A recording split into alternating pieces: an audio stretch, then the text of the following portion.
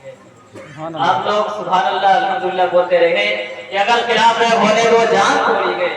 یہ سب دھواں ہے آسمان چھوڑے گئے اور سبھی کے خون شامل گئے یہاں کی مٹی میں، کسی کے باپ اور ہندوستان چھوڑی گئے۔ آگے شاعر کہتا ہے کہ ہمارے جیسے کسی کی اڑان چھوڑی گئے، ہمارے جیسے کسی کی اڑان چھوڑی گئے، جہاں پہ ہم رہتے ہیں وہاں پہ آسمان چھوڑی گئے، ہمارے جیسے کسی کی اڑان چھوڑی گئے، جہاں پہ ہم رہتے گئے وہاں پہ آسمان چھوڑی گئے۔ تو ہاشم قدوسی لکھتے گئے کہ رسول پاک کے جیسے کسی کی شان چھوڑی گئی، سبحان اللہ، کہ رسول پاک کے جیسے کسی کی شان چھوڑی گئی، میاں نام نبی کہنا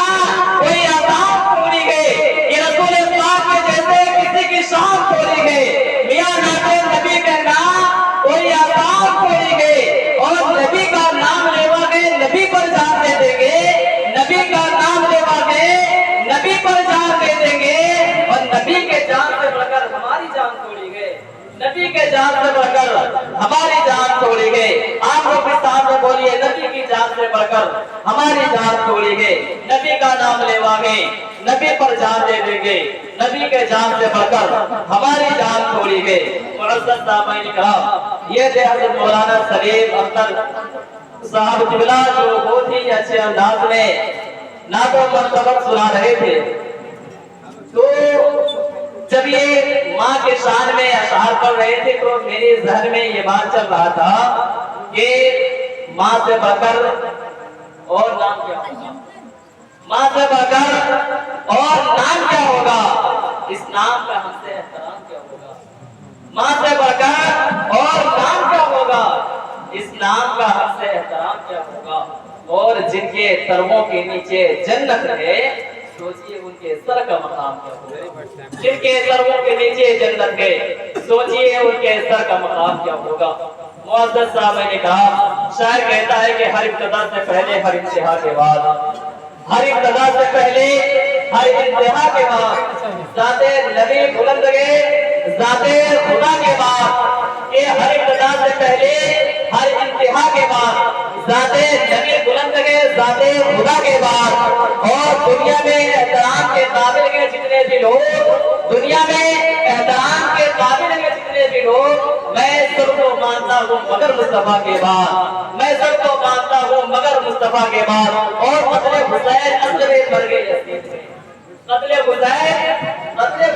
اصل میں مر گئے یزید گئے، اور اسلام زندہ ہوتا ہے ہر کربلا کے بعد، اسلام زندہ ہوتا ہے ہر کربلا کے بعد۔ معزز سامعین کرام، آغاز سے محفل سے لے کر کے اب تک آپ تمام حضرات نعت و منقبت سماعت کر رہے تھے۔ اب آئیے میں اس رول کو میں چینج کرنے جا رہا ہوں، خطابت کی دنیا میں لے کر کے آپ لوگوں کو چلتا ہوں، نسل کی دنیا سے نسل کی دنیا پہ لے کر کے چلتا ہوں، اور ایک ایسے خطیب سے آپ لوگوں کو روبرو کرانے جا رہا ہوں جن کی خطابات آپ سنیں گے تو واقعی آپ کے دلوں میں نورانی اور حقانی بیانات کو سن کر کے ہمارے دلوں پر وہ اثر ڈالے گا کہ ہمارے دل عشق حسین سے عشق نبی سے بات یقیناً پوری خطابت کو سن کر کے ہمارے دل پرسکون اور بہت ہی سکون محسوس کرے گا۔ آئیے میں ایسے خطیب کو دعوت سخن دینے جا رہا ہوں جن سے میری مراد